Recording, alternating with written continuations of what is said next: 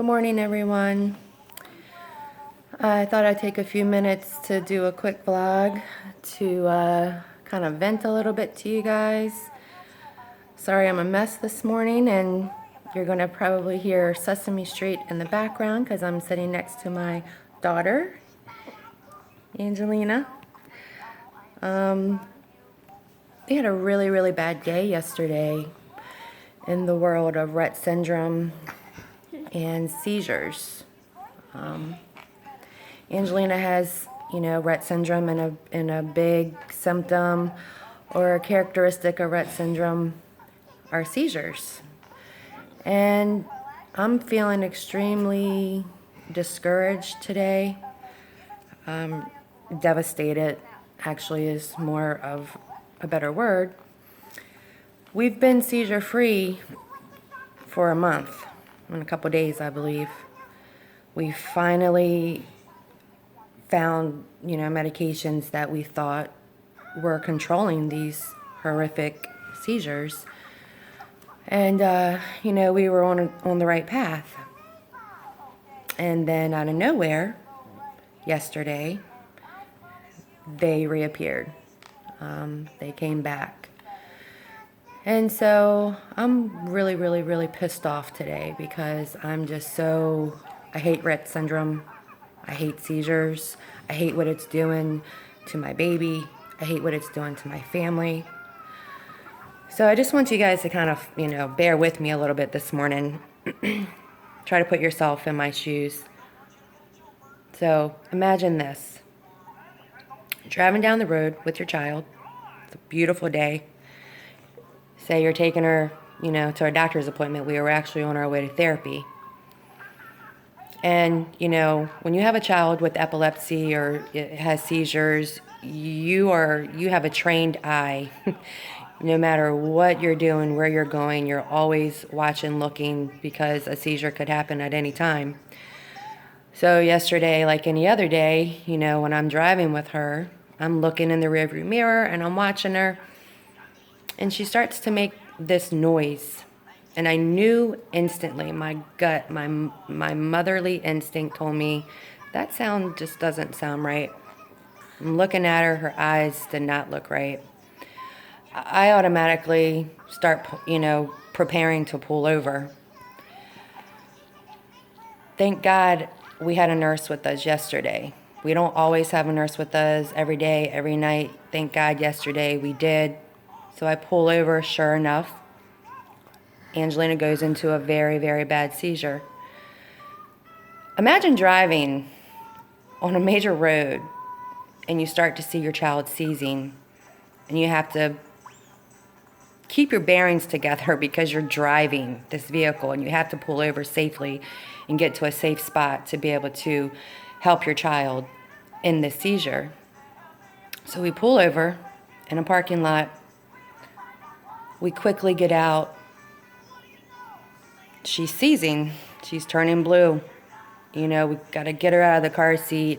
And I'm late. I have to lay her in a space, about this narrow in the back seat of our van. Strip her naked and get ready to give her rescue seizure meds that have to be done rectally to try to stop this seizure. And as soon as we did that, as soon as, we put the medication in her butt, she poops everywhere. So she didn't even get the medication. And this seizure is lasting about 3 minutes. Now you have to realize that these are the longest 3 minutes of my life. I'm seeing the life be sucked out of my daughter as I'm looking at her. And that is exactly what happens when you have a seizure. The life is being sucked out of you. You are not breathing, or you're out, you don't have oxygen. You're convulsing, you're shaking, you're trembling, you're pooping everywhere. Fortunately, during that seizure, it stopped a little after 3 minutes.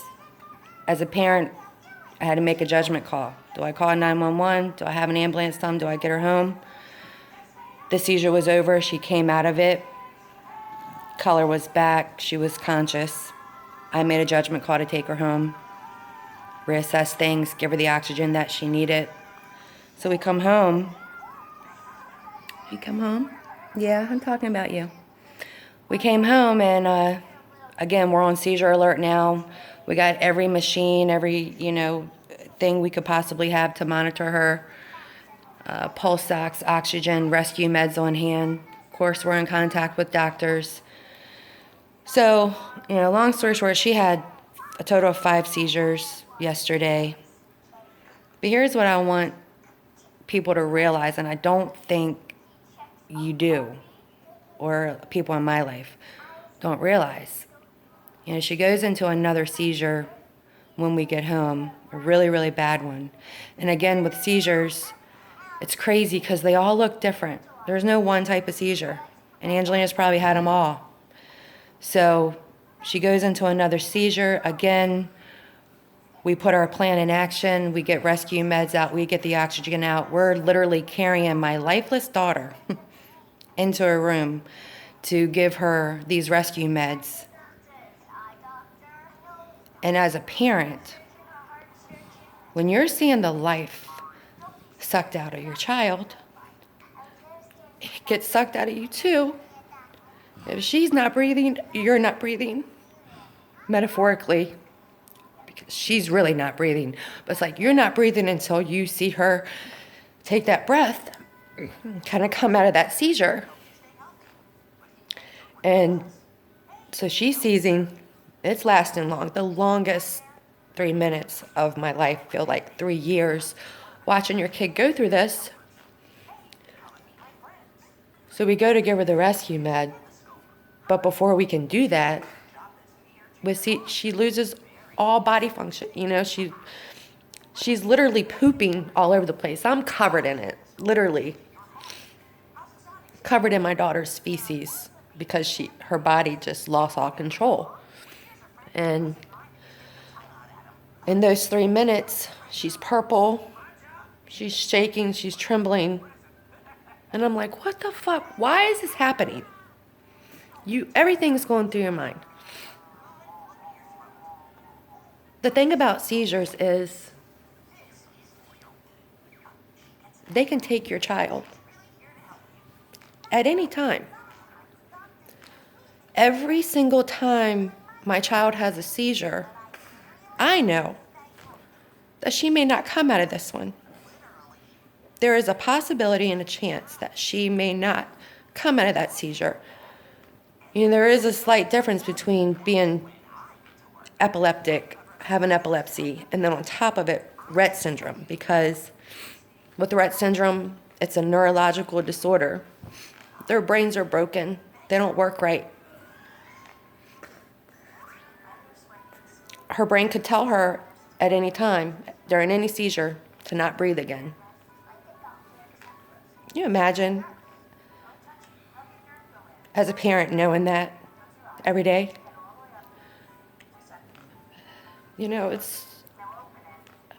It's, and then you have to kind of get through it, recover from it, and go on with your day with normal, typical stuff.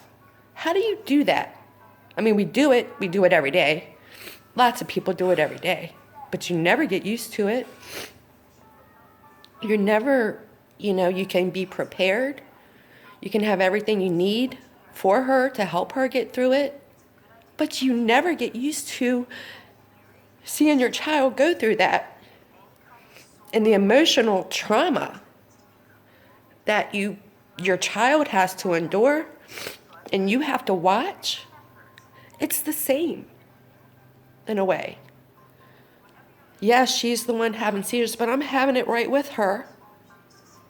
And I'm praying throughout every single one that she comes out of it. And then with Rett syndrome, it doesn't give you the compassion and the time and the sympathy and empathy that you need to recover or recoup from something like that.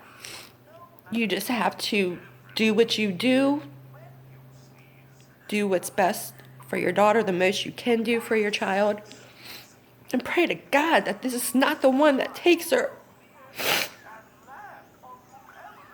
Because that is a lot of our reality living with Rett syndrome and seizures. So last night, of course, we're on high alert, We're hovering. Every machine's on her. Thank God she got through the night. But there might be a night she doesn't. So I want to let everyone know that we need to spread awareness about Rett syndrome. People need to know what this horrible disorder is and what it does to our kids and to our family. We need a cure. We need prayer. But today I just wanted to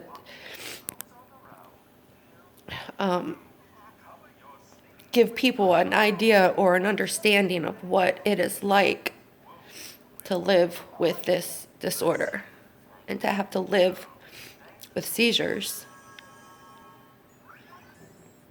It's the most horrific thing in my world.